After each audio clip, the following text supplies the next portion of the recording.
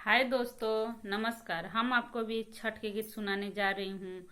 अच्छा लगेगा तो मेरा गीत के लाइक, सब्सक्राइब एंड शेयर जरूर कीजिएगा और कमेंट करके बताइएगा कि मेरा गीत कैसा आप लोग का लगा।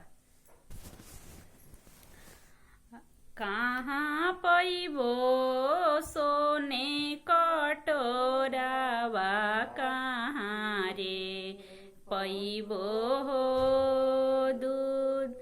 अरे कहाँ पैबो सोने कटोरावा, कहाँ रे पैबो हो दूध। अरे कहाँ पैबो सूरज दुलरुआ रगिया के हो बेर।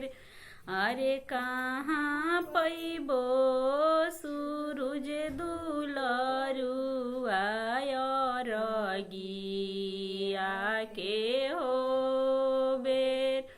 अरे सोनारा घरे सोने कटोरावा, हीरावा घरे हो दूध। अरे सोनरा घरे सोने कटोरावा, हीरावा घरे हो दूध। अरे स्वर्ग पैबो सूरज दुलरुआ रगिया के हो बेर।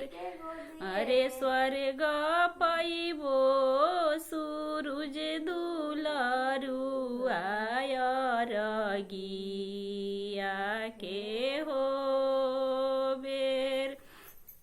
अरे फूटी जई हैं सोने कटोरावा, ढरकी जई हैं हो दूध।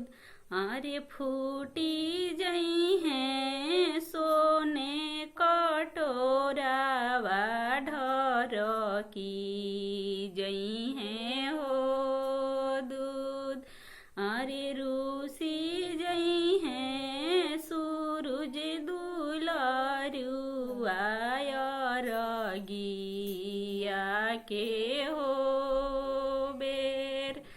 अरे रूसी जई हैं सूरज दुलरुआ रगिया के हो बेर। अरे रुहाइले बो सोने कटोरावा, बटोरी लेबो दूध। बनाई लेबो सोने कटोरावा, बटोरी लेबो दूध। मनाई लेबो सूरज दुलरुआ रगिया के हो बेर। मनाई लेबो सूरज दुलरुआ रगिया के हो बेर। Thank you. मेरा गीत अच्छा लगेगा तो आप लोग लाइक, सब्सक्राइब एंड शेयर जरूर कीजिएगा।